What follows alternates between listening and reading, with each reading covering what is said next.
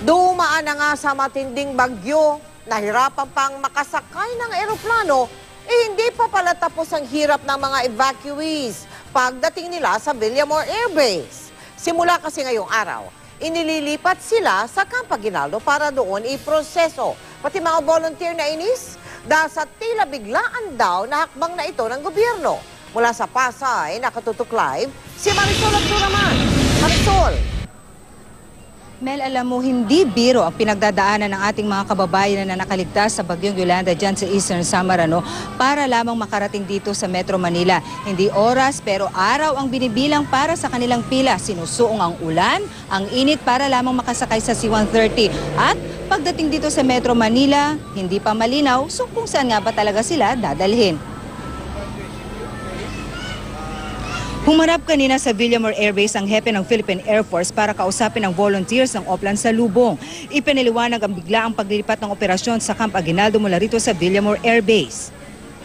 Galing yun sa taas, galing sa NDRMC na nakita na that we need a bigger space for the evacuees. It came from the national leadership.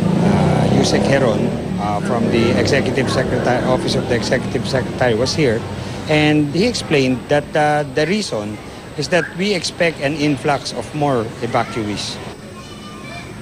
Dahil dito, hindi na iwasan ng ilang volunteers na magalit dahil sa kawalan ng koordinasyon sa kanila. Tuloy, ang ilang volunteers sa Oplan Hatid hindi dumating kaninang umaga. Bandang tanghali kanina, magkakasunod na dumating ang mga bus na ito sa Villamor Air Base. Maya-maya pa, isa-isa nang nag-aakyatan sa bus ang mga nakaligtas sa bagyong Yolanda. Dadalhin na kasi sila sa Camp Aguinaldo kung saan inilipat ang operasyon ng Oplan sa Lubong. Pero halos 4 na oras na nakatingga ang mga bus, lulan ang mga evacuees na nasa ilalim pa man din ng tirik na araw. Kaya hindi maiwasan ng ilang evacuees na magreklamo. Yung pagsakay doon, hirap na hirap kami. Isang araw, gabi nagpipila kami kahit maulan. Kaya yung mga bata nagkasakit, walang makakain. Pagdating pa dito, ganun. Pahirap pa ito lalo sa mga bata at matatanda.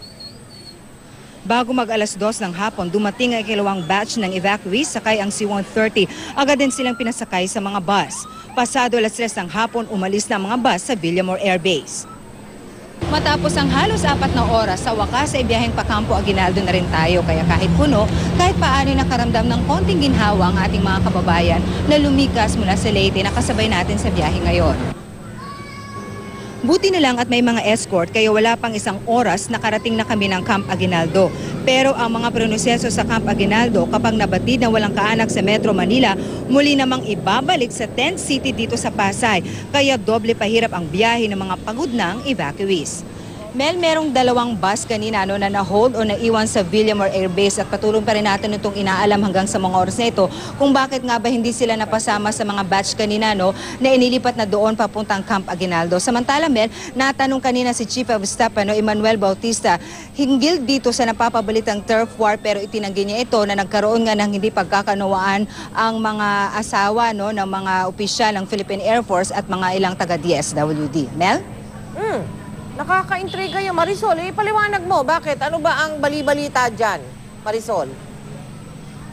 Oo, Mel, nagkaroon kasi ng reklamo ang mga volunteers na hindi raw nila alam kung kanino na makikipag-coordinate dahil ang sinasabi daw ng DSWD, dapat sila lamang daw ang kausapin. Pero sinasabi din ng ilang volunteers na meron din daw lumalapit sa kanila na mga misses o ladies ang tawag dito, Mel, sa mga may bahay ng ating mga opisyal, na sinasabi rin daw nila na dapat kami ang inyong kausapin dahil kami lang dapat ang nakikipag-coordinate sa inyo. So dahil nagkaroon ng miscommunication at hindi pagkakanuan, so doon nagsimula ang bulong-bulungan na dahil nga nagkaroon ng iringan, hindi nagkasundo kaya minabuti na lamang po ng DSWD na umalis na sa Villamor Air Base kung saan nga nila isinasagawa ang kanilang Oplan sa Lubong, Mel. Kaya Marisol, yung 4 na oras na ikaw mo pinaghintay bago nakasakay sa bus, may pagkain ba? May binibigay pa? May mga bata? Meron bang gatas?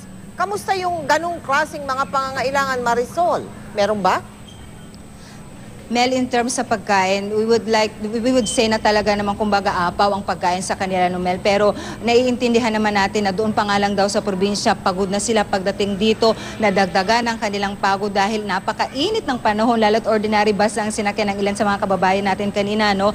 At nariyan pa talaga yung kagustuhan na nilang magpahinga, humilata na sana, but instead na dapat sana diretso na sila magpapahinga, kailangan po nilang bunuin ulit ang ilang oras para lamang sila ibiyahe papuntang Camp Aguinaldo. Ang nakalulungkot pa dyan, Mel, from Camp Aguinaldo, yung mga walang tutuluyan, they have to travel back again dito, papunta dito sa Pasay, para naman pansamantalang tumuloy dito sa Tent City. Maraming salamat sa iyo, Marisol Abduraman.